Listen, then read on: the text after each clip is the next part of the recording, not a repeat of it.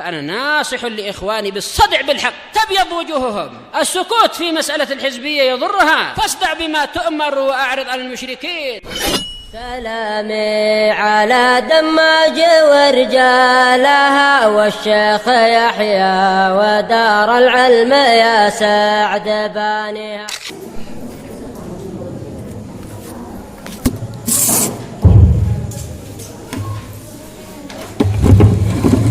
Bismillahirrahmanirrahim.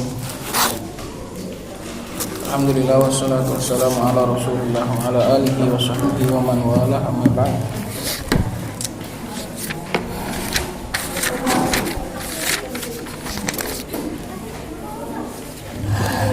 Qala Syekh Muhammad Abdullah wa faqahallahu ta'ala.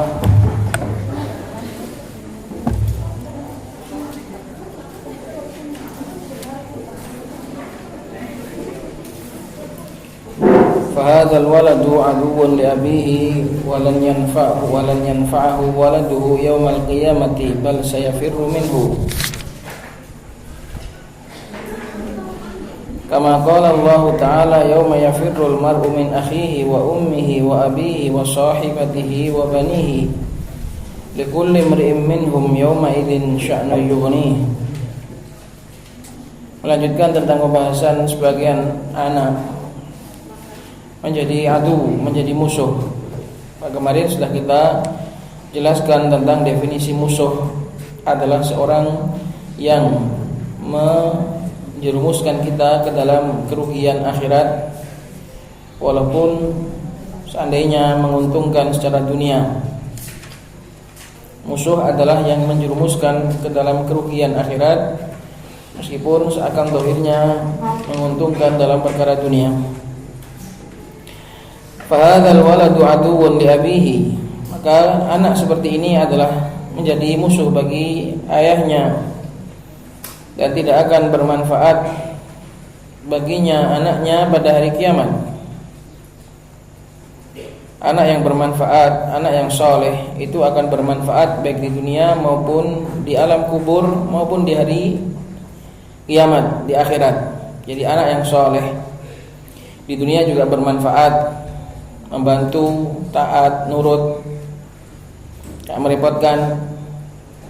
Di alam kubur juga akan bermanfaat karena akan terus mengalir pahala kedua orang tuanya dengan sebab doanya. Demikian juga di akhirat juga akan ditinggikan derajatnya. Adapun anak yang adu, yang menjadi musuh, ini tidak akan bermanfaat di dunia, juga tidak bermanfaat, merepotkan. Di alam kubur juga tidak bermanfaat, dan di hari kiamat juga tidak bermanfaat. Kawalan yanfa'ahu waladuhu, ini umum di dunia maupun di akhirat. Bal sayafirru minhu, bahkan akan lari darinya. Kalau masalah lari ini umum, semua orang akan lari dari orang yang di sekelilingnya. Jadi bal sayafirru minhu ini, kalau ini umum. Kama qala Allah Ta'ala, sebagaimana Allah Subhanahu wa taala firmankan, yauma yafirrul mar'u min akhihi, pada hari di mana seseorang akan lari dari saudaranya, dan juga lari dari ibunya, lari dari ayahnya, lari dari istrinya dan juga anak-anaknya. Ini umum, walaupun orang-orang baik pun tetap akan lari. Maknanya lari di sini adalah tidak peduli. Pada hari itu semua orang memiliki kesibukannya masing-masing. Likul limri'in, bagi seseorang dari mereka hari itu memiliki sya'nun, memiliki urusan yang penting, yang yughnihi, yang mencukupkan dia dari orang lain. Jadi kalau masalah lari dan tidak peduli pada hari kiamat, ini semua orang. Tapi maknanya kalau anak itu menjadi adu, nanti pada hari kiamat akan merugikan. Juga orang tuanya apabila memiliki taksir, memiliki kekurangan di dalam pendidikannya, nanti akan dimintai pertanggungjawaban. Itu dari sisi itulah nanti anak itu akan merugikan orang tuanya di akhirat. Wailah kalau orang tuanya soleh, orang tuanya bagus, anaknya enggak soleh, nanti urusannya sendiri-sendiri. Ayahnya mendapatkan kasih sayang Allah, anaknya mendapatkan azab, ini sendiri-sendiri. Tapi yang merugikan itu adalah ketika orang tuanya memiliki taksir, memiliki tabyi terhadap pendidikannya, sehingga nanti akan ditanya dan akan merepotkan orang tua. Kullukum ra'in wa kullukum mas'ulun an ra'iyatihi. Nanti akan ditanya tentang pendidikan anakmu, kamu akan ditanya tentang pengurusan anakmu, kamu akan ditanya nanti pada hari kiamat tentang tarbiyah terhadap anak-anakmu. Jadi jangan dikira sepele masalah memiliki keturunan itu. Kadang kalau kita mikir, kalau lihat enaknya punya anak soleh, kalau lihat anak-anak yang soleh, kita semua pengen punya anak yang sebanyak-banyaknya. Tapi kalau dihadapkan kepada pendidikan, beratnya mendidik anak-anak dan besar-besarnya tanggung jawab yang akan Allah Subhanahu wa taala mintakan kepada kita, rasanya pengen gak punya anak. Karena beratnya dalam tanggung jawab, dalam memikul tanggung jawab tersebut. Maka bagi siapa yang ingin dimudahkan oleh Allah Subhanahu wa taala dengan anak yang saleh, hendaknya dia menempuh sebab-sebab yang sudah Allah Subhanahu wa taala gariskan. Qala dhamani betuliyat biwaladin aqin fatad'u rabbaha bihidayatihi. Dan barang siapa yang dipuji oleh Allah Subhanahu wa taala dengan anak yang durhaka, maka hendaknya ia berdoa kepada Rabb-nya supaya Allah memberikan hidayah. Jadi ini yang paling utama, doa. Kenapa senjata yang paling utama itu doa? Doa itu sebelum segala sesuatu. Doa itu sebelum berusaha, dan juga ketika berusaha, dan juga setelah berusaha. Doa ini adalah usaha yang dilakukan secara terus menerus sebelum mendidik, ketika mendidik, dan juga setelah mendidik. Semua disyariatkan untuk mendoakan. Jadi perbanyaklah untuk berdoa kepada Allah Subhanahu wa taala untuk kebaikan anak-anakmu. Kadang kita kurang dalam doa ini.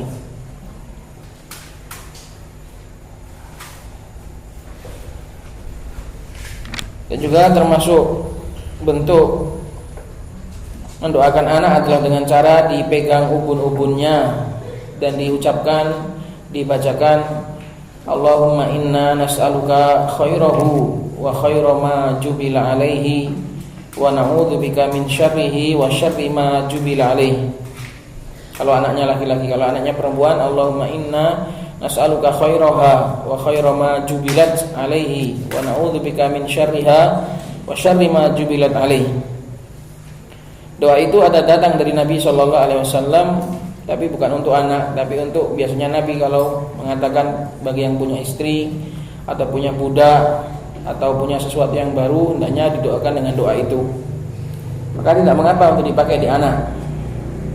Ketika anakmu tidur terlelap, pegang ubun-ubunnya, doakan, diruqyah dengan ruqyah yang syar'i. Saya yakin masih jarang orang tua yang sampai seperti itu. Bisanya cuma ngomel, bisanya cuma marah-marah, minta dimengerti, tapi kurang di dalam berusaha memberikan yang terbaik bagi anak-anaknya. Ini kita semua akui kekurangan kita dalam bab ini. Orang tua itu kadang terlalu egois, minta dimengerti tapi tidak mau mengerti apa yang dibutuhkan oleh anaknya. Ia butuh kasih sayang, ia butuh doa, ia butuh tarbiyah, ia butuh untuk ditemani, ia butuh untuk dikawani,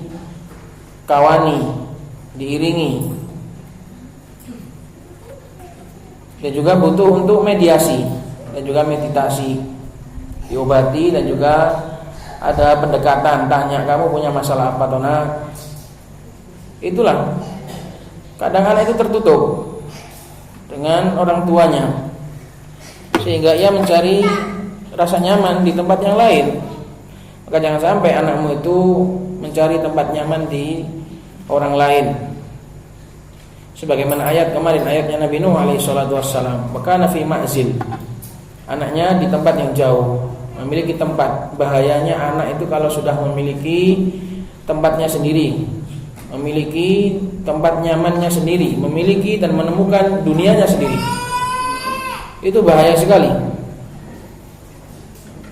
Anak itu kalau sudah menemukan dunianya sendiri dan sudah bisa lepas dari orang tuanya, itu bahaya. Maka mulai sedini mungkin jadikanlah anakmu itu tidak merasa nyaman kecuali di pangkuanmu, tidaklah merasa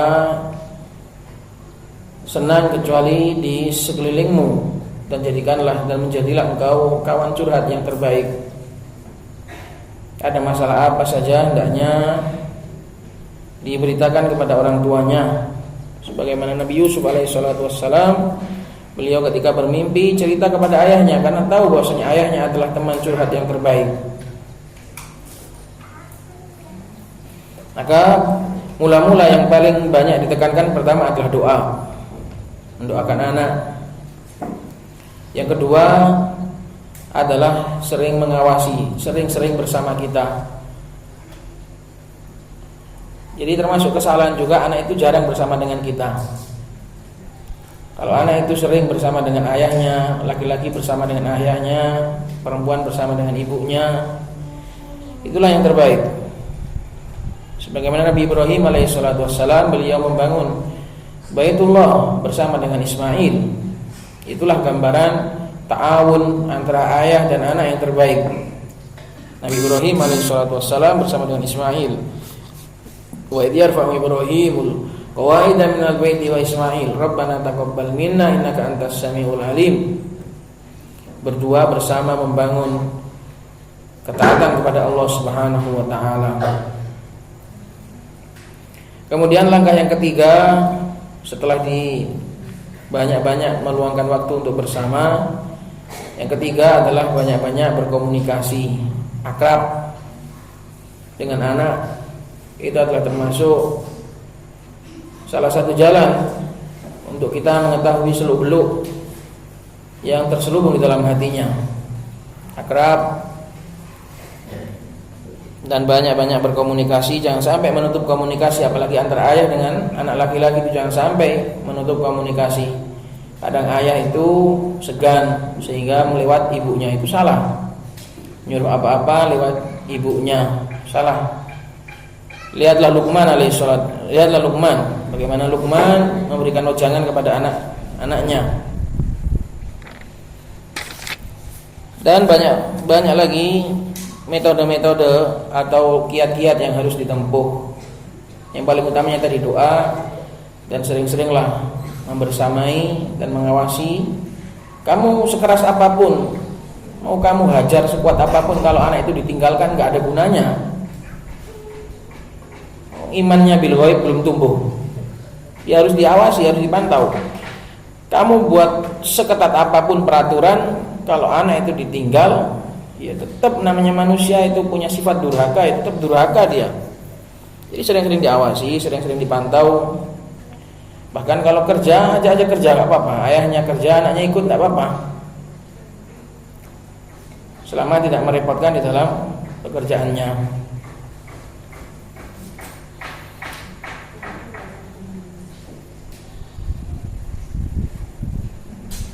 Adapun sering membersamai anak itu juga termasuk faedah yang diberikan oleh Ustaz Abdul Ahad hafizahullah taala, adalah kullukum ra'in. Yang namanya menggembala, yang namanya merawat, ini ya sering-sering dilihat. Kalau gembalaan kita enggak kita lihat, ya dimakan serigala, ada yang kejepit, ada yang macam-macam. Jadi seorang penggembala, seorang ra'i, seorang pengawas itu harus sering-sering bersama dengan sesuatu yang dia awasi. Itu ya ikhwan. Maka kita bahas tentang masalah doa. Fatad'u rabbaha bihidayatihi. Qala ta'ala wa qala rabbukum ud'uni astajib lakum. Allah Subhanahu wa taala berfirman, dan Rabbmu berkata, berdoalah kepadaku, niscaya aku akan kabulkan. Ini pasti dari Allah Subhanahu wa taala. Doa itu pilihannya 3, imma dikabulkan, wa imma ditunda, wa imma diganti dengan yang lebih baik. Jadi doa itu enggak ada ruginya. Pilihannya cuma 3. dikabulkan atau ditunda atau diganti dengan yang lebih baik.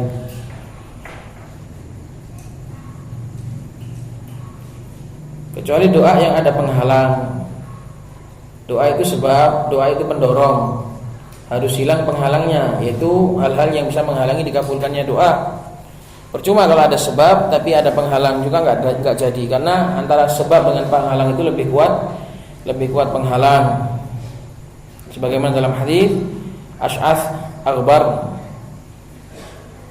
yarfa' yadayhi ila sama' qala ya Rabb wa mat'amuhu min haram wa malbasuhu min haram fa anna yustajabu lah. Di situ terpenuhi beberapa sebab dikabulkannya doa, tapi juga tidak hilang penghalangnya sehingga kalah, enggak dikabulkan.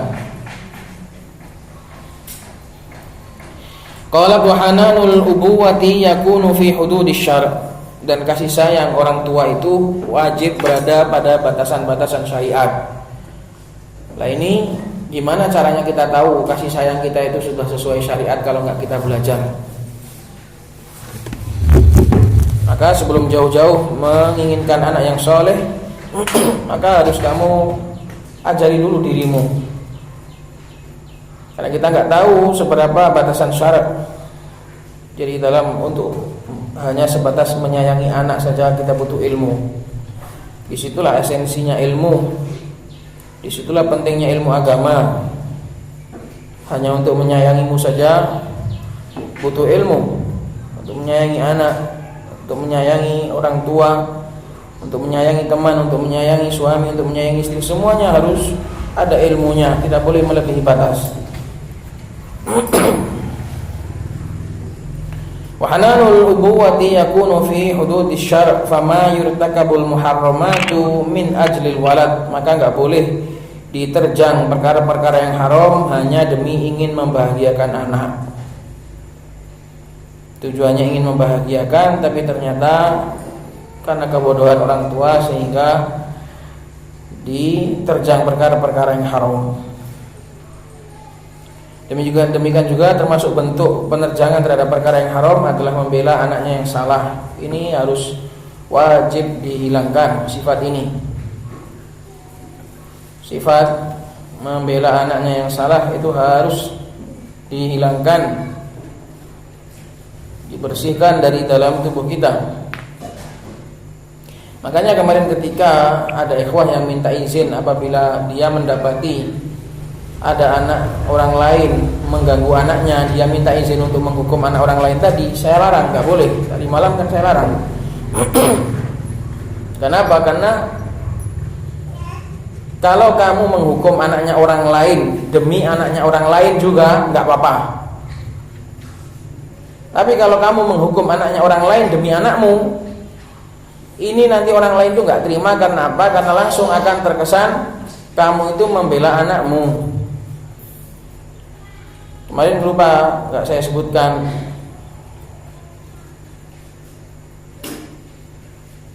rincian itu. Kamu kalau menghukum anak orang lain demi anaknya orang lain juga enggak apa-apa. Itu menunjukkan kamu memang menegakkan amar ma'ruf nahi munkar. Tapi kalau kamu menghukum anaknya orang lain demi anakmu, ini nanti akan terjadi fitnah. Maka ketika anak salah jangan sampai dibela. Bahkan saya mendidik keluarga saya, alhamdulillah, bahkan ketika anak benar itu enggak saya bela. Karena apa? Karena itu sudah sejak didikan ayah saya dari dulu. Saya ketika benar pun enggak dibela sama ayah. Kenapa? Karena aib sekali membela anak itu. Karena nanti akan menjatuhkan kredibilitas kita, sehingga kita dikatakan enggak insaf dan suka membela anak kita. Maka latihlah dirimu untuk tidak membela, jadi pembela. Wala tujadil 'anil ladzina yakhtanuna anfusahum. Allah Subhanahu wa taala juga berfirman, wala taqul lil khawinina khasima. Jangan sampai membela anak kita yang salah, melindungi dan juga menjadi advokat bagi anak kita yang salah. Kalau kita seperti itu, maka jangan harap anaknya bisa dibenari, bisa diperbaiki, karena orang tuanya enggak mendukung. Maka siapa saja yang datang ke sini kita terima. Karena di sini walaupun yang datang nanti anak nakal misalnya, tetap kita terima. Karena di sini bengkel. Dengan syarat orang tuanya mau bekerja sama. Kalau orang tuanya nggak mau bekerja sama dan nggak siap untuk bekerja sama dalam mendidik anaknya, ya bengkel orang dewe, garapen dewe. Gitu ya kawan. Jadi kalau orang tuanya itu nggak siap untuk anaknya dididik sesuai dengan peraturan kita, ya kon didik dewe. Itu peraturan bengkelnya. Itu juga kepada ummahat, perhatian anak-anaknya yang putri-putrinya itu yang masih kecil-kecil udah mulai pacaran, udah mulai mengenal nama laki-laki. Tolong segera dibina anak-anaknya itu yang mulai mengenal nama-nama laki-laki itu, dilihat, diperiksa di buku-bukunya. Enggak harus diputus, enggak, tapi dibina, diarahkan. Wanita yang baik itu adalah wanita yang terhormat, wanita yang mahal, bukan wanita murahan. Setiap ada laki-laki lewat, seneng lewat depan laki-laki, itu wanita murahan. Masa saya rela menjadi wanita murahan? Kalau laki-laki menggoda kamu, enak, harga dirinya nggak seberapa jatuh karena laki-laki. Kamu sebagai wanita, asal kena sekali kasus pacaran gitu aja udah daftarmu itu sudah tercoret di depan nama para laki-laki. Saya sering nanyai murid-murid saya, kenapa nggak mau sama fulana? Wah, fulana pacaran, maknanya murahan. Nah, jadi para laki-laki itu nggak suka wanita-wanita yang murahan seperti itu. Jadi tanamkan kepada putri-putri jenengan bahwasannya wanita itu harus tertutup, wanita itu harus menjaga diri, wanita itu harus mahal. Jangan sampai mendekat pada laki-laki itu, karena sensitif sekali wanita itu. Wanita itu adalah bagaikan bunga yang terjaga, yang dipingit. Sempat ia terkelupas sedikit saja, mambu, basi. Jadi jangan mau dipermainkan oleh laki-laki. Laki-laki enak, harga dirinya nggak kurang, nggak seberapa jatuh. Kamu sebagai wanita sempat jatuh sekali dua kali, sudah pamormu sudah down betul.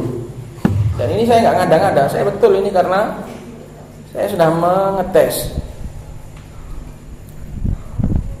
Ini ya kawan, semuanya sebagai penghalang supaya putri-putri kita terjaga. Wanita yang mahal itu, wanita yang dicintai oleh laki-laki itu adalah wanita yang tertutup, wanita yang menjaga diri, wanita yang terhormat. Karena ingat, kamu akan menjadi ibu dari anak-anakku. Aku gak mau memiliki ibu dari anak-anakku yang kurang menjaga diri atau membuka aurat dan yang semisalnya. Itu prinsipnya laki-laki.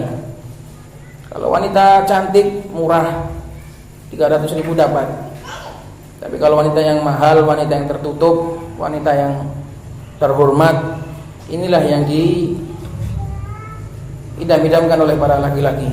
Jadi putri-putri kita ini harus kita jaga, tanamkan betul pada mereka, jangan sampai mendekati anak laki-laki dan menjalin hubungan pacaran.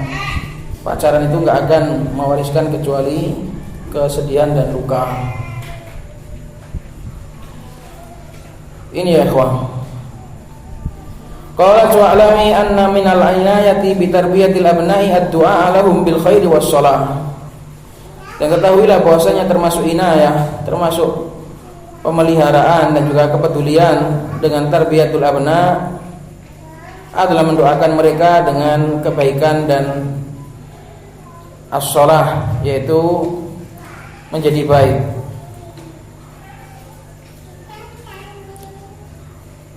Menjadi benar, menjadi betul, itu namanya as-shalah.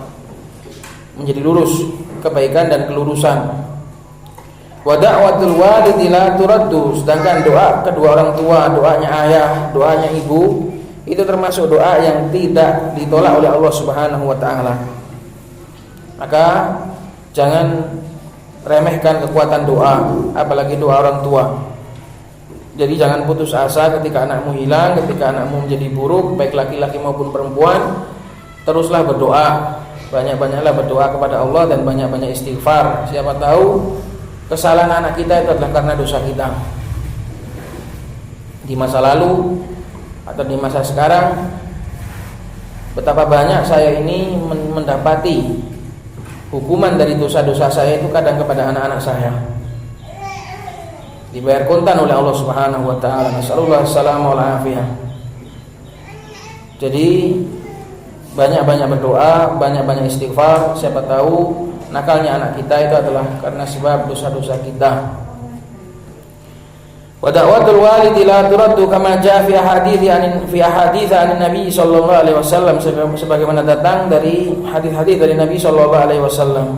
Wala yud'a alaihim, dan jangan sampai didoakan buruk atas mereka. Jadi doa lahum, doa baik, tapi kalau doa alaihim ini adalah doa buruk. Walau bi kalimatin wahidah, walaupun hanya dengan satu kata. Jangan pernah sekali-kali mendoakan buruk terhadap anakmu. Kalau bisa itu doakan baik. Setiap kamu marah, doakan baik. Oh tak kon nang Yaman kon gua. Biar ada kak dilatih lisannya itu, dikondisikan biar kalau ngomel itu ada harapan baiknya gitu loh. Ibu-ibu kan biasanya suka ngomel, dibiasakan mulutnya itu latah, ketika ngomel nyebut yang baik gitu loh. Kamu kalau nakal gini nanti tak suruh ngafal Quran loh. Kamu kalau nakal gini nanti tak kirim ke Yaman, tak kirim ke pondok, dan yang semisalnya. Jangan sampai mendoakan dengan doa yang buruk. Fa innaha qad tusabbibu khasaratan fatandamina, maka sesungguhnya doa yang buruk kadang menyebabkan kerugian sehingga kamu akan menyesal. Fa inna Nabiyya sallallahu alaihi wasallam yaqulu la tad'u ala anfusikum wa la tad'u ala auladikum wa la tad'u ala khadamikum wa la tad'u ala amwalikum. Nabi sallallahu alaihi wasallam bersabda, janganlah kalian berdoa jelek atas diri-diri kalian, berdoa jelek atas anak-anak kalian, doa jelek atas pembantu kalian, berdoa jelek atas harta-harta kalian. Karena kadang orang itu kalau pas marah itu lepas kendali, sehingga mulutnya itu ngawur ketika ngomong. Jangan sampai la tuwafiqu minallahi tabaraka wa ta'ala sa'atan nailin. Jangan sampai bertepatan, jangan sampai kebetulan bercocok kebetulan ketemu dengan waktu nail, waktu di mana di situ akan diterima doa. Fiha ataun, di dalamnya ada pemberian, fayastajiba lakum, sehingga Allah mengkabulkan doa kalian. Wal haditsu inda Abi Dawud min hadits Jabir bin Abdullah wa huwa haditsun hasan. Ini adalah hadis riwayatnya Imam Abu Dawud dari hadis Jabir bin Abdullah dan sanadnya adalah hasan. Wa qad akhrajahu Muslim al-Mujalladul Rabi' bi raqam 3009 biduni lafdhatil khatam. Riwayat Imam Muslim tanpa ada pembantu. Tsumma alami anna Allah ja'alahum lana ibtila'an wa ikhtibaran. Setelah berdoa, maka ketahuilah bahwasanya Allah menjadikan anak-anak itu bagi kita sebagai ibtila, sebagai ujian, dan juga ikhtibar, sebagai cobaan. Ibtila sebagai cobaan dan ikhtibar sebagai ujian. Kadang orang itu lama berdoa pengen punya anak, ketika punya anak, anaknya nakal atau anaknya tidak sesuai dengan yang ia inginkan. Maka kadang yang enggak punya anak itu loh nikmat, itu adalah afiat dari Allah Subhanahu wa taala. Jadi terima saja bagi yang kadang lama enggak punya anak. Siapa tahu kamu kalau punya anak kamu enggak sabar dalam mendidiknya, di dalam menghadapinya. Maka ini sebagai langkah berikutnya, harus sabar. Harus sabar di dalam menghadapi anak-anak kita. Kama qala subhanahu wa ta'ala, innama amwalukum wa auladukum fitnah. Hanya saja harta-harta kalian dan anak-anak kalian adalah fitnah. Innama, ini pembatasan. Tidak lain anak kalian dan harta kalian itu adalah fitnah, ujian. Jadi harus sabar. Sabar di sini bukan berarti terus meneng kayak apa? Kayak orang sawah, itu bukan. Sabar itu maknanya berada di atas ketaatan dan tidak keluar dari jalur, itu namanya sabar. Jadi sabar itu bukan berarti terus anaknya nakal meneng di sawangnya, di wase, enggak. Tapi sabar itu maknanya adalah mulazamatut taqwa, bersabar di atas jalannya Allah Subhanahu wa taala, jangan sampai keluar jalur, itu maknanya sabar. Qala wa rawa syaikhani min hadits wa rawa syaikhani fi sahihaihima min hadits Hudzaifah bin al-Yaman radhiyallahu taala annahu qala bainama nahnu julusun inda Umar. Dari hadisnya Hudzaifah riwayatnya Imam Bukhari dan Muslim, beliau bercerita tatkala kami duduk di sisi Umar ketika Umar sudah menjadi khalifah. Idh qala ayyukum yahfadhu qaulan Nabi sallallahu alaihi wasallam fil fitnah. Umar bertanya, siapa di antara kalian yang menghafal sabda Nabi sallallahu alaihi wasallam tentang fitnah? Yang ditanya Umar itu fitnah pembunuhan, yang dijawab oleh Hudzaifah itu fitnah secara umum. Jadi nanti Umar bilang enggak, itu maksud saya gitu. Yang ditanya Umar itu adalah fitnah pembunuhan, al-qatl, fitnah perebutan kekuasaan dan yang semisalnya. Tapi Hudzaifah menjawab dengan jawaban yang umum. Maka Hudzaifah menjawab, qala fitnatur rajuli fi ahlihi wa malihi wa waladihi wa jarihi yukaffiru as-salatu was-shaum was-shadaqah. Fitnahnya seseorang di dalam keluarganya. Fitnah ini huru-hara berumah tangga. Kadang ya tukaran, kadang ya amung-amungan, kadang ya diam-diaman, kadang ya wis sembuh gak karo-karan hidup rumah tangga itu namanya fitnah. Kita nggak sadar, kadang suami akhirnya melakukan hal-hal yang haram, istri juga akhirnya melakukan hal-hal yang haram. Ini namanya fitnah, huru-hara rumah tangga. Dan juga wamali, fitnah di dalam hartanya. Kadang seorang lupa dalam hartanya itu tentang hak-hak Allah Subhanahu wa taala. Dan juga fitnah di dalam anaknya, huru-hara bersama anak. Kadang dia melampaui batas dalam mendidik, kadang mukul terlalu keras, kadang terlalu lembek. Itu namanya semua adalah huru-hara di dalam mendidik anak. Wajari, demikian juga di dalam bertetangga. Ada saja huru-hara bersama dengan tetangga yang sifatnya itu taksir, yang sifatnya itu manusiawi, bukan kesalahan yang sifatnya itu keburukan parah. Tidak boleh kalau keburukan parah, memusuhi, bertikai dan bertengkar sampai parah, ini nggak boleh. Tapi yang dimaafkan oleh syariat itu adalah yang huru-hara wajar. Maka itu semua adalah yukafir was-salat was-shaum was-shadaqah, bisa dihapus oleh salat, puasa dan juga sedekah. Menunjukkan yang dihapus di sini adalah dosa-dosa yang kecil, dosa-dosa kecil shaghair. Karena para ulama mengatakan kabair enggak bisa terhapus kecuali dengan taubat. Yang bisa dihapus dengan amalan soleh itu hanya shaghair, hanya dosa-dosa kecil, huru-hara kecil bersama anak, bersama istri, bersama tetangga. Itu akan dihapuskan oleh sholat, puasa dan juga sedekah dan al-amr bil ma'ruf wa nahy anil munkar. Tapi kalau huru-hara yang besar menjadi dosa-dosa besar, enggak bisa. Inilah ya kawan, dari sisi itulah anak itu menjadi fitnah. Al-haditha, karena hadis ini adalah lanjutannya. Qala fa'athbatal fitnata fi haula'il asnaf, maka Nabi sallallahu alaihi wasallam melalui ceritanya Hudzaifah menetapkan fitnah pada macam-macam tadi, istri, anak, tetangga dan yang semisalnya. Wa minhumul walad, dan di antara mereka adalah anak. In marido hazina abawahu alaihi, jika anaknya sakit, kedua orang tuanya sedih. Au mata kadzalik, demikian juga apabila anaknya meninggal, maka orang tua juga akan sedih. Disitulah fitnahnya. Wa yajiddani fi ijadi sa'adati lahu wa rahati kama qala syair, dan keduanya akan semangat di dalam memberikan kebahagiaan bagi anak dan juga kenikmatan, kenyamanan. Orang tua akan semangat memberikan kenyamanan bagi anaknya. Sebagaimana syair berkata, rahatul insani hayyan baina hudnai walidayhi fa idza mata ahala bisyaqad dunya alaihi. Kenyamanan seorang ketika hidup itu berada di pangkuan kedua orang tuanya. apabila kedua orang tuanya meninggal, keduanya akan merubah, mengirimkan anaknya kepada kesengsaraan dunia. Nanti akan kita di pertemuan akan datang insya Allah akan kita rinci.